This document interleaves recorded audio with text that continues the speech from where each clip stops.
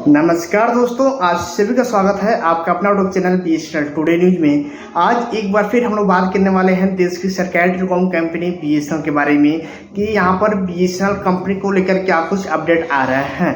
और मैं आप लोगों को बता दूं कि यहाँ पर ट्राई, जिसका पूरा नाम है telecom regulatory authority of India, और मैं आप लोगों की जानकारी के लिए बता दूं कि ट्राई एक ऐसी संस्था है जो जियो, एयरटेल, वोडाफोन आइडिया मतलब इन सभी टेलीकॉम कंपनियों का हेड होता है। और ट्राई अपनी नज़र जो है इन सभी टेलीकॉम कंपनियों पर बनाए रखती है। और ये कंपनियां कैसा प्रदर्शन कर रही हैं, कितने लोग इन कौन से कंपनी से जुड़ रहे हैं और कितने लोग कौन सी कंपनी को छोड़कर जा रहे हैं, इन सभी चीज़ों पर ट्राई अपनी नज़र बनाए रखती है। तो आज ट्राई ने बीएसएनएल को लेकर क्या कुछ कहा है, बीएसएनएल को लेकर क्या कुछ कहना है ट्राई की तरफ से, आज के इस वीडियो के अंतर्गत हम लोग बात करने वाले हैं। तो यदि आप लोगों को भी जाना तो आज की ये वीडियो आप लोग पूरा जरूर से देखिएगा। तो यहाँ हाल ही में ट्राई ने एक रिपोर्ट पब्लिश किया है जिसमें यह साफ साफ बताया गया है कि जो बीएसएनएल है आपका वह सुधारात्मक विकास पथ पर चल रहा है। और आने वाले समय में बीएसएनएल जो है रिलायंस जियो, वोडाफोन आइडिया और एयरटेल को भी टक्कर देने की क्षमता रख सकता है। और यही रिपोर्ट में आगे यह भी बताया गया है कि यहाँ पर बीएसएनएल का खुद का 4G नेटवर्क न होने की वजह से लाखों की संख्या में लोग बीएसएनएल को छोड़कर उस टेलीकॉम कंपनी की ओर जा रहे हैं जिनके पास पहले से 4G व 5G नेटवर्क मौजूद है। और वर्ष 2024 की बात करें तो अकेले बीएसएनएल ने लगभग अपने 18 मिलियन जो कस्टमर है वह खो दिए हैं। और यही ट्राई की जो डेटा है उससे पता चलता है कि जो बीएसएनएल है वह लगभग 2.3 मिलियन ग्राहक खो दिए हैं सिर्फ मार्च 2024 के महीने में, ठीक है। और उपयोगकर्ता आधार केवल 88.6 मिलियन तक सीमित हो गया है। और यहीं आगे बताया गया है कि जो रिपोर्ट में बताया जा रहा है कि यहीं मतलब बीएसएनएल, जहां लोग बीएसएनएल को छोड़कर किसी अन्य टेलीकॉम कंपनी में जा रहे हैं, वहीं हम जियो और एयरटेल की बात करें तो दोनों कंपनियां फिलहाल फायदे में हैं। बीएसएनएल के बाद तीसरे स्थान पर रहने वाली वोडाफोन आइडिया एकमात्र टेलीकॉम कंपनी जो ग्राहक की कमी को रोकने के लिए संघर्ष कर रही है। अब आगे जो अपडेट आया है उसे जो मैं बताने जा रहा हूं आप लोगों को, यहाँ पर आप लोग थोड़ा सा ध्यान से सुनिएगा, क्योंकि ये सुनने के बाद आप लोगों को जो विश्वास है बीएसएनएल के प्रति वह थोड़ा सा और गहरा हो जाएगा। यहाँ पर आप लोगों की जो उम्मीदें हैं वह और बढ़ जाएंगी बीएसएनएल के प्रति। तो आप लोग यहाँ पर थोड़ा सा ध्यान से सुनिएगा।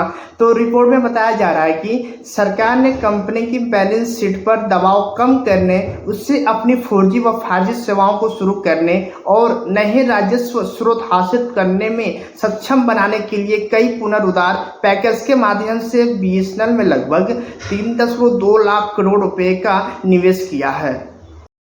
और इस सप्ताह इस समाचार के साथ आशा की एक नई उम्मीद जग चुकी है। यहाँ पर बीएसएनएल तरफ से आगे बताया जा रहा है कि राज्य द्वारा संचालित दूरसंचार वाहन ने बोस्टन कंसल्टेंसी ग्रुप यानी कि BCG को लगभग 132 करोड़ रुपए की परामर्श सेवाएं और कार्यवहन सौदा प्रदान किया है। और मैं आप लोगों को आसान भाषा में बताते हैं कि यहाँ पर जब आप लोग बीएसएनएल का 4G नेटवर्क उपयोग करने जा रहे हो, यहाँ पर जो कंपनी सहयोग करने वाली है वह आपका अमेरिका की कंपनी है। तो आगे क्या कुछ बताया जा रहा है आप लोग ध्यान से सुनिए, जिसके तहत अमेरिकी मुख्यालय वाली कंपनी लगभग 3 समझौते तैयार करेंगी। वह 3 समझौते कौन कौन से हैं वो भी हम आप लोगों को बताएंगे, बस आप लोग आज के इस वीडियो के अंत तक बने रहिए। और आगे बताया गया कि बीएसएनएल के लिए वार्षिक पुनरुद्धार योजना एक अभ्यास जिसे एक कर्मचारी संघ ने कॉस्मेटिक और निरंथक कॉस्मेटिक करार दिया है। और यही रिपोर्ट में आगे बताया गया है कि बीएसएनएल अपने पहले चरण में बीएसएनएल को पुनः जीवित करने और उपभोक्ता निश्चित पहुंच, उपभोक्ता गतिशीलता और उद्यम व्यवसाय जैसे क्षेत्रों में लक्ष्य हासिल करने के लिए समाधान विकसित करने पर ध्यान केंद्रित किया जाएगा। दूसरे चरण में बीएसएनएल चरणबद्ध तरीके से सिफारिशों को लागू करने पर विचार करेगा, जो संसाधनों मुख्य रूप से पूंजीगत व्यय निधि की उपलब्धता के अधीन होगा। राज्य द्वारा संचालित टेलीकॉम कंपनी शुरुआत में 10 सर्कलों में आवश्यक समाधान लागू करेगी। इसके बाद 33 सर्कल में देशव्यापी तैनाती करेगी।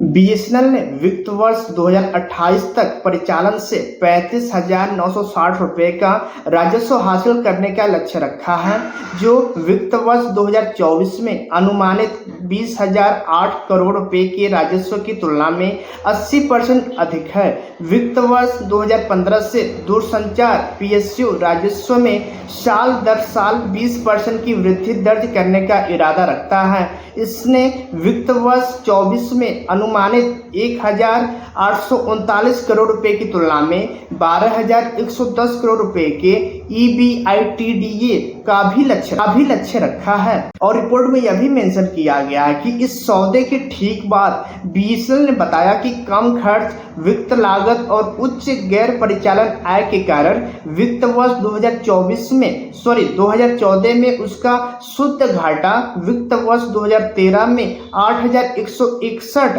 करोड़ रुपए से कम होकर 5,367 करोड़ रुपए हो गया है। तो आज के लिए बस इतना ही। यही कुछ अपडेट आ रहे थे देश की सरकारी टेलीकॉम कंपनी बीएसएनएल तरफ से।